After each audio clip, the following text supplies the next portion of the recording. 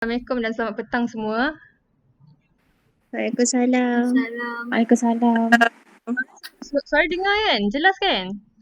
Jelas. Dengar. Kelas.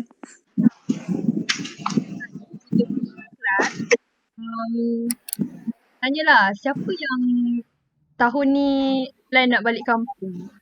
Ada tak siapa yang nak balik kampung tahun ni? Tak ada. Tak boleh balik PKP. Tak ada balik kan?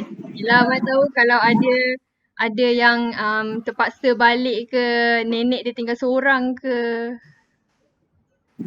Tak ada. Tak ada. Bagus. So, sebelum ni kan, korang kan pernah balik kampung masing-masing.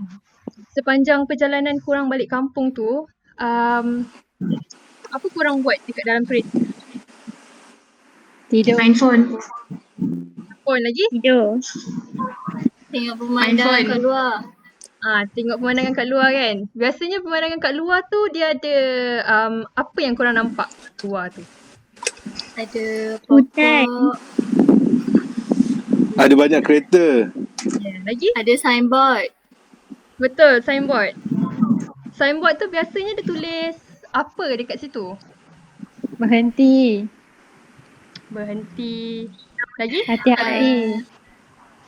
Ingatlah orang yang tersayang. Okay. Sebenarnya dia berkait dengan topik kita hari ni iaitu papan tanda. Papan tanda ataupun dikenali sebagai signboard. Okay. So dekat sini kita akan tengok satu-satu apa maksud papan tanda, apa jenis-jenis dia dan sebagainya. Okay. Okay. Okay, dekat Alright. sini. Dekat sini pendidikan seni, grafik, papan tanda, tingkatan 4 dan juga tingkatan 2. Okay. Sebenarnya papan tanda tu dia ada maksud dia tersendiri. Kalau kita nak tahu papan tanda tu sebenarnya dia bawa maksud tanda ataupun notis. Sebagai satu simbol yang mana kalau kita tengok kita boleh kenal pasti dengan senang maksud dia. Notis tu pula dia lebih kepada kalau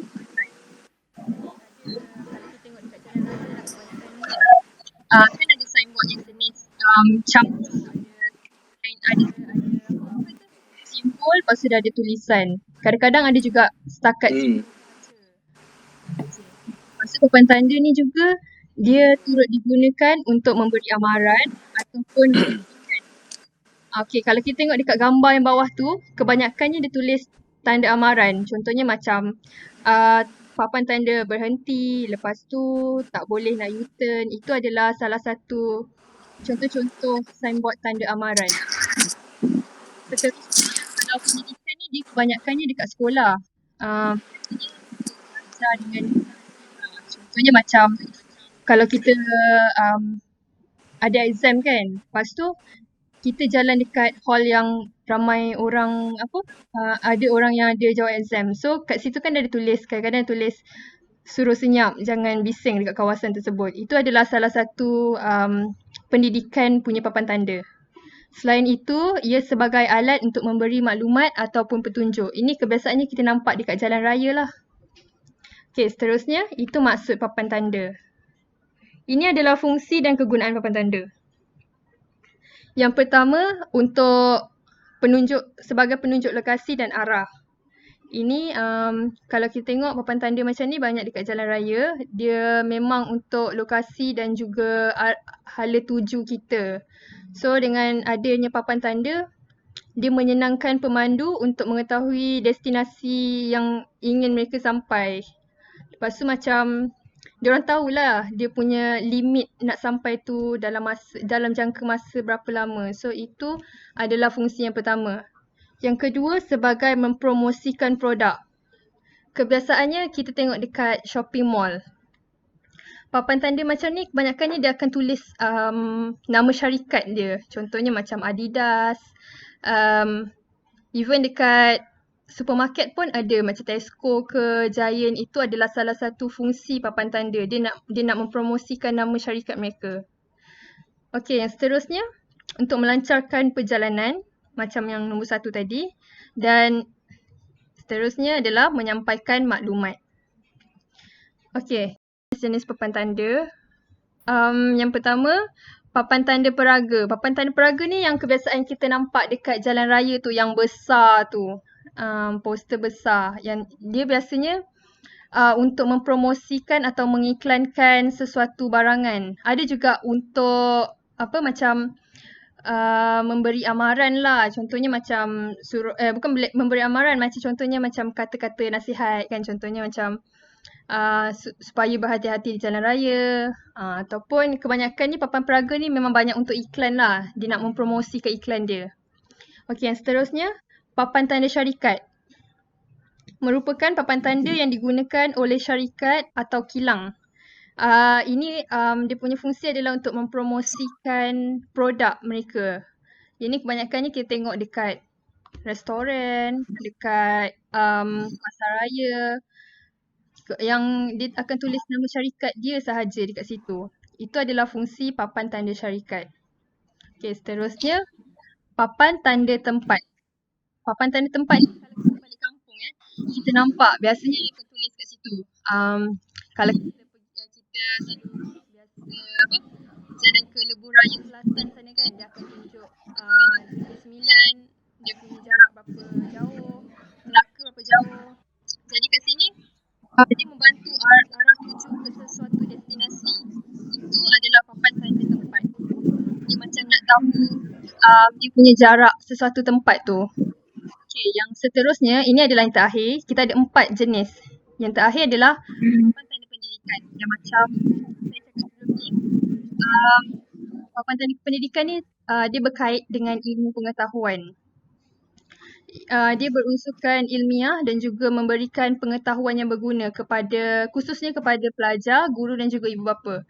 Jadi pendidikan ni dia lebih kepada dia banyaknya dekat sekolah lah. Nama dia macam salah satu contohnya yang lain, kebiasaannya macam poster tanda hari guru ataupun Ma'al Hijrah dan sebagainya. Itu adalah salah satu papan tanda pendidikan. Daripada orang tak tahu benda tu, orang akan jadi tahu dengan adanya papan tanda tersebut. Okey. Jadi tadi kita ada 4 jenis papan tanda, iaitu papan tanda peraga, papan tanda syarikat, papan tanda tempat dan juga papan tanda pendidikan. Itu ada 4 jenis papan tanda. Setakat ni ada siapa-siapa nak tanya ke? Tak ada cikgu. Yang lain? Tak ada cikgu.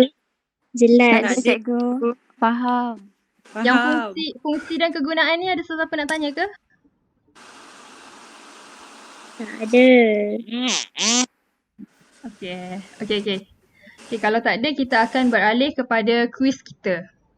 Tadi dapat tak link yang saya share dekat dalam group tadi? Dapat. Okey. Kalau dapat, cuba tekan link tu kejap. Ada siapa tak dapat tak?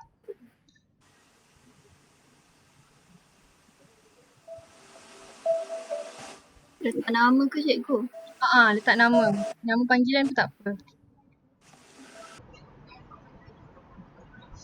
Okey. Ini soalan ni bukan kebanyakannya, memang semua soalan ni dia berkait dengan apa yang cikgu dah present tadi.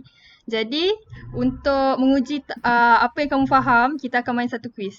Kuis ni ada 9 soalan Okey. Okay.